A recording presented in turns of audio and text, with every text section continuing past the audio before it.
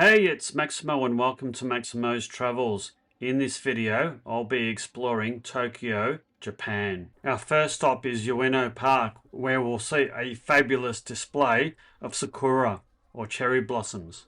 We'll then visit the Ueno Toshogu Peony Garden and see yet more wonderful floral displays. We'll then head over to Asakusa and check out the Nakamise Shopping Street, along with thousands of other people, as well as the Senso-ji Temple with its famous gate and historic temple, along with thousands of other people. We'll explore the extensive temple grounds. Joe will miss out on eating Melonpan due to the excessive queue of people waiting to get served. And we'll battle more people than you can poke a stick at to get to our next destination, while succumbing to buying more souvenirs, until we reach the landmark Golden Poo, nestled by the Sumida River, which is formerly known as Asahi Corporate Headquarters. Then go up to the Sky Room, a hidden bar on the 22nd floor, where we'll have refreshing ales, have a snack, and look at commanding views of the Tokyo skyline. We'll then walk along the relatively tranquil shores of the Sumida River, then go to the bustling Akihabara electric town and do a little bit of shopping. After a rest in a hotel after a full day of touring, we'll head out to dinner to an Italian restaurant on the edge of Ginza. Join me as I explore Tokyo in Japan.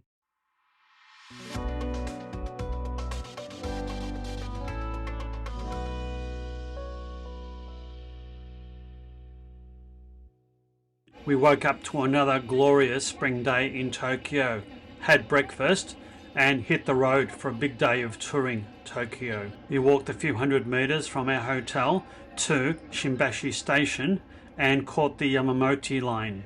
You wanted to see more sakuras, so our first stop for the day was Ueno Park, one of the best locations in all of Tokyo to see sakuras or cherry blossoms in full bloom. We found the correct platform on the Yamamote line for Ueno Station.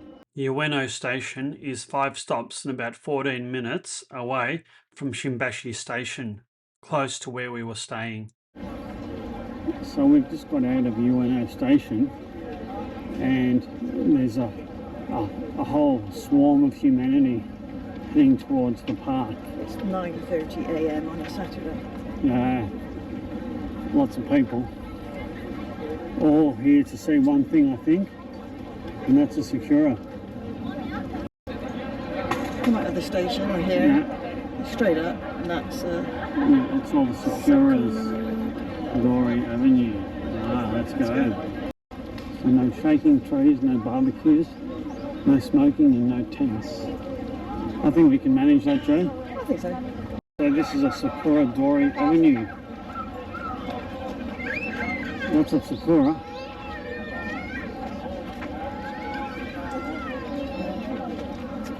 Over on the side.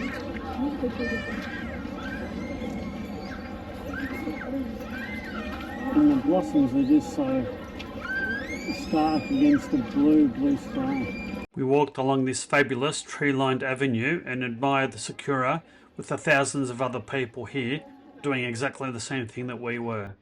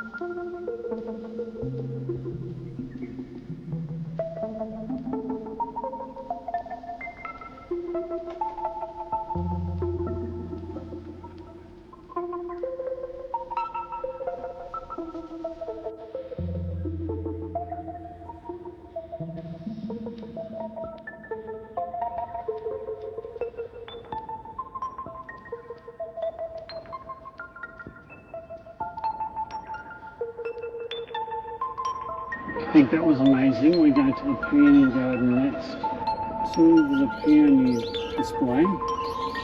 Cost 1,000 yen each to visit. It's around 10 Australian dollars. Wow. Look at the flowers.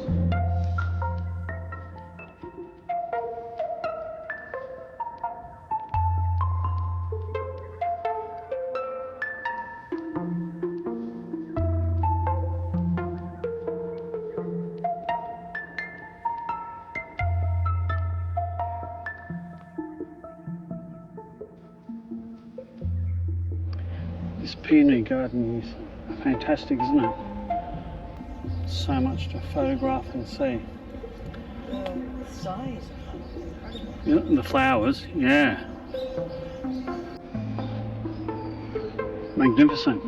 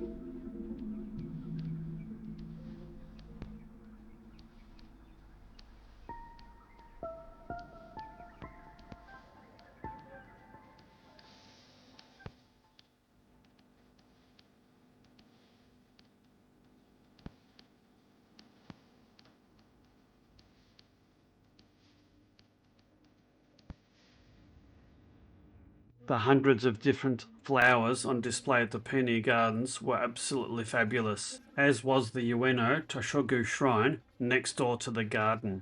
This is a Shinto shrine built in the 17th century, tucked away in a corner of the park and decorated with carvings and gold foil. You can visit inside, but unfortunately it was closed the day we visited. Tickets cost 700 yen for entry. Not only is it famous for its gold leaf coloured front gate, but also for the dozens of statues that stand outside the gate that look like chess pieces. And there were so many people here the day we visited that it was hard to get a clear shot of anything. We continued our walk through the park on this glorious spring day and took in all the wonderful sights and sounds and smells from all the different food stalls that lined the paths all along the park.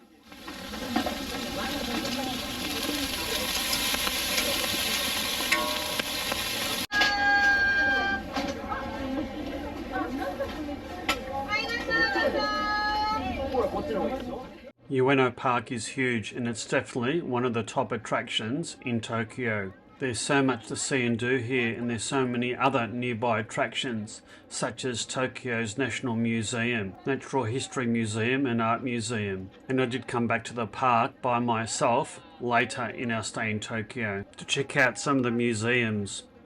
We've been here just over an hour and it was fantastic. As you can see, the people are still streaming in as it's getting busier and busier. I've got to say, the Sakuras have been absolutely stunning, especially against the deep blue sky. If you're visiting Tokyo in April, then I could highly recommend coming to Ueno Park to check out the Sakuras or cherry blossoms. And if you want to avoid the huge crowds, I'd suggest coming early in the morning and avoid weekends. We walked past hordes of people and made our way to Ueno Station, heading to our next destination. We're still at Ueno Station. We've been walking for about 15 minutes and we haven't even got to the Ginza line yet. These stations are just so massive. Left. God, there's so many people around.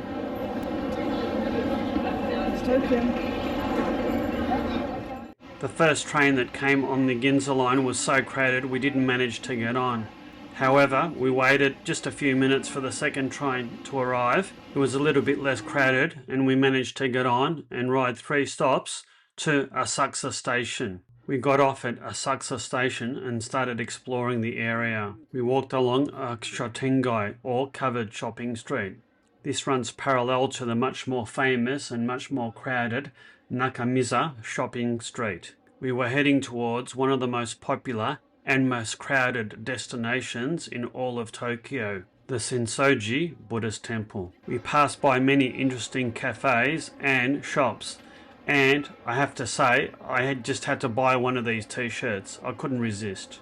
And after a while, we couldn't help but join probably the most crowded street in all of Tokyo. This shopping street is a 250-meter long arcade that leads to Senso-ji Temple. It's lined with over 50 stalls selling traditional souvenirs, Japanese crafts and street food. This arcade is actually on temple property, so it starts and ends at each end of a temple gate. It's one of Tokyo's oldest shopping streets, and it was started in the late 17th century when local shopkeepers were granted permission to open stores to serve the pilgrims visiting the temple. And today these stalls serve the masses of Japanese, Chinese and other Western tourists that visit this temple annually, which is estimated to be around 30 million people each year.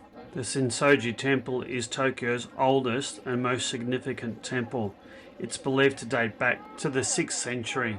The temple was destroyed in 1945 during World War II and rebuilt in the 1950s. The temple and its Hozomon Gate are instantly recognizable as being in Tokyo, and it's hard to avoid people taking selfies of themselves in front of the temple and the entrance gate. It's such an iconic scene, especially with the incense burning. And the architecture of the temple and its surrounds are simply magnificent, and you can understand why so many people flock here each year. Admission to the main hall is free, and it's open from 6 a.m. to 5 p.m. and later during summer. There are a number of different buildings in the temple grounds, including this 5-storied pagoda, first constructed in the year 962, but rebuilt after World War II. The temple grounds are quite expansive, with the very first temple being built here in the year 628, and the temple has been rebuilt more than 20 times throughout its 1,000+ year history. We finished with the temple and its grounds and then started heading towards one of the best Melonpan shops in all of Tokyo. Joe is particularly fond of melonpans, and basically they're Japanese sweetbreads that look like melons but don't taste like one. And we soon found the shop without too much trouble. That's the line for the Melonpan shop. It continues right around the corner. Which I really wanted one, but I don't think it's going to happen today. They do come Bit recommended. disappointed. They come recommended, but It's an insane line, isn't it? I don't need them that much. No, okay. Let's go somewhere else. Let's keep walking. Yeah. Any meat skewers? Mm, No? yeah. Oh, maybe some meat skewers. There's some there. Yeah. Tongue, short rib, scallop, maybe banana. Octopus balls. Very colourful bananas.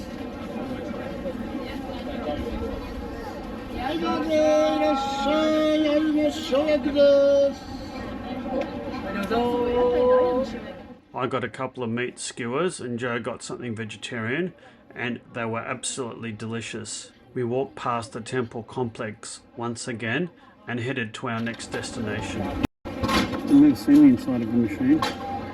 Along the way we went into a number of gift and souvenir stores, and this particular piece of fabric caught my eye. It's called a norin, a traditional piece of fabric that's used as a room divider in doorways or between rooms or in windows. It looks so nice we just had to buy it. It's currently sitting between our ensuite and main bedroom, and it's a constant reminder of all our different travels to Japan. We walked back through the Nakamise Shopping Street, and this time I used my Insta360, and if anything, it looked busier than when we came. If you're enjoying this video, don't forget to hit that like button and consider subscribing to the channel. And hit that notify bell so you'll be notified of all my future videos. If you'd like to see more videos like this one, then please consider supporting my channel by buying me a coffee.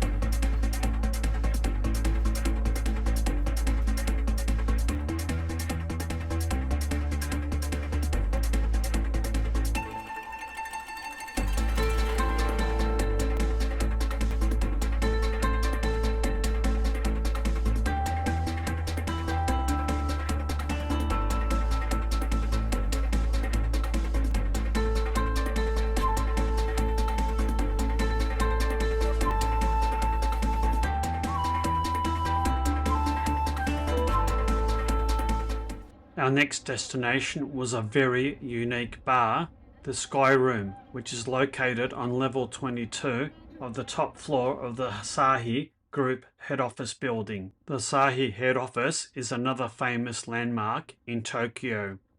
It's an office complex made up of two main buildings. The smaller one is topped with what looks like to be a golden poo. It's actually a large sculpture called the Asahi Flame, and it's said to be inspired by the Olympic flame at the 1964 Olympics. It's also said to represent the frothy head of an Asahi beer, and definitely not a golden poo. The Asahi head office is located just the other side of the Sumida River, a short 500-meter walk away from Asakusa. And it took more than the estimated 10 minutes to walk there because we took heaps of photos and videos along the way. The small black building with the golden poo on top is called the Asahi Beer Hall. Apparently there's restaurants in here, but we didn't go in to find out. The taller golden building is an office building with the Sky Room being located on the top on the 22nd floor. So to get to the sky deck, you don't actually go into the building with the big golden poo on the top of it, but you go to the office tower, which is right next door to it. Now this is a Saturday afternoon, and for all intents and purposes this looks like an office building that's actually closed, the Asahi Group, but it's not closed. As you enter the door,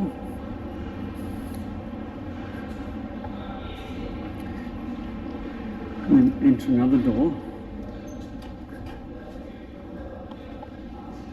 and this is the elevator that takes you to the 21st floor, and then up the escalator to the 22nd floor to the sky deck.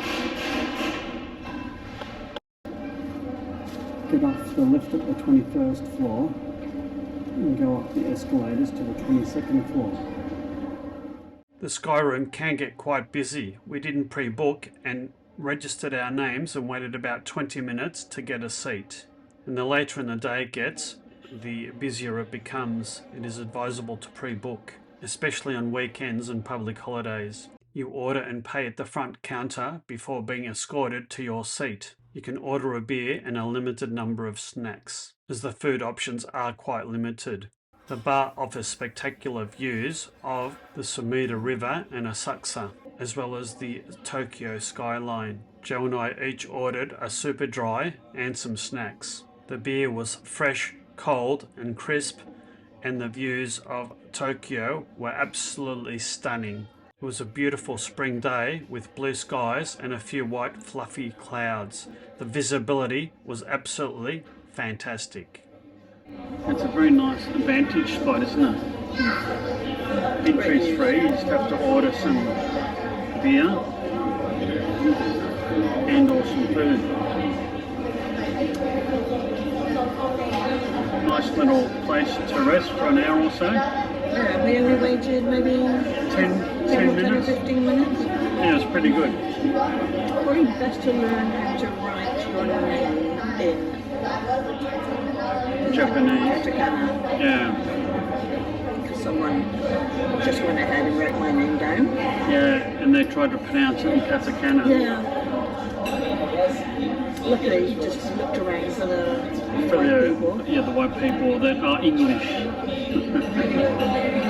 Yeah, I know. The bar area is quite small and the seating can get a little bit cramped, and the views you get can be quite different depending on where you're sitting. But if you wait for people to leave, you can sneak in some really nice shots of the different parts of the skyline of Tokyo. It was reasonably expensive here. A couple of drinks and a couple of snacks cost around 4,000 yen, or around about 40 Australian dollars. This was reasonably expensive, but the views and the experience were probably worth it in the end.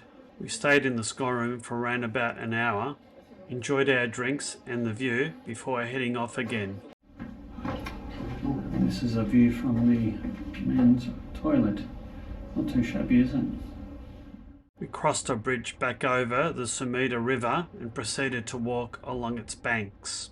So that's Asahi corporate headquarters. We've got a big golden pool on the top of the right hand side building, and we're looking from the other side of the bank of the Sumida River. And that jig-jaggedy section at the top of the biggest tower is where we were.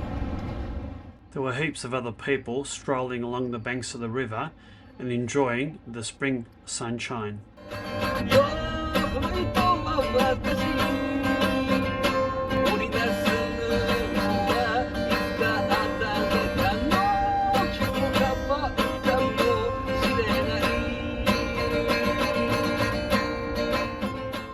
After experiencing the crowds of Asakusa and a relatively noisy and cramped bar, it was quite refreshing to be walking along the banks of the relatively tranquil river. If you're planning a visit to Asakusa and the Senso-ji Temple, I definitely recommend a side visit to the Asahi Group Sky Room, as well as a walk along the banks of the Sumida River, where you'll experience stunning views of the landscape and architecture within Tokyo. We continued walking through the charming old streets of the Kurami district and past many quaint, charming old stores, caught a train and ended up in Akihabara, which is located about 3.5 kilometers away from Asakusa. It was late afternoon by this stage and the weather had turned a bit and got overcast, but that didn't deter the throngs of people that were swarming around the streets here. Akihabara is also known as Electric Town, which is a very busy shopping hub famed for its electronics retailers, ranging from tiny stalls to vast department stores like Yodobashi. You can get a vast array of electronic goods, anime, video games, trading cards, souvenirs, collectibles, and even costumes. The area is also famous for its maid cafes. We were feeling a bit parched and tired, so we decided to have a coffee at Cafe Moko on the main street of Akihabara. This is quite an eclectic cafe with seating in the basement, and it served fairly decent coffee as well. We had a good look around the area, went into quite a few shops, and even bought a small extra suitcase because we would run out of space, buying t-shirts, souvenirs and stationery.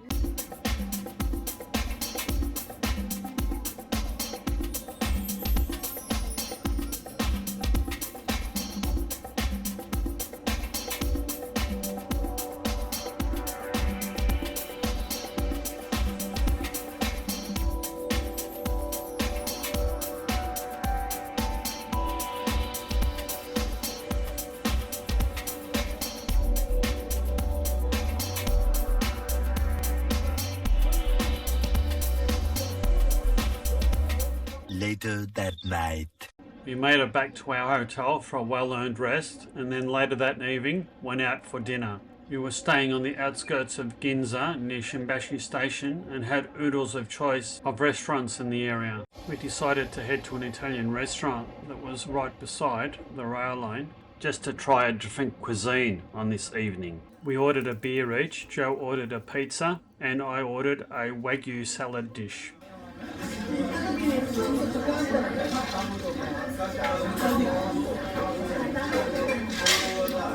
Nice pale ale. You got a pizza there, and what are you sprinkling on there? This stuff that they provided. Honey. Wow. So there's a... I've never had honey on a pizza since I came to Japan. No. But it's interesting. Interesting. Looks like a nice pizza too. Alrighty. What's it like, Joe? Nice. Does the honey just top it off for you?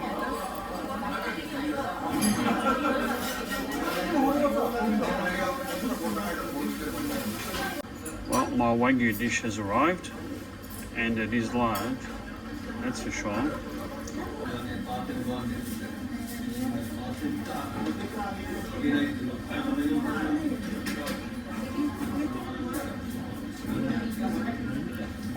Really nice. Wagyu salad? Is that what you'd call it? Wagyu salad. Really nice. The flavour, the texture, melt in your mouth. That was a great meal to top off a great day touring around Tokyo. And until my next video from Tokyo, you take care and bye now.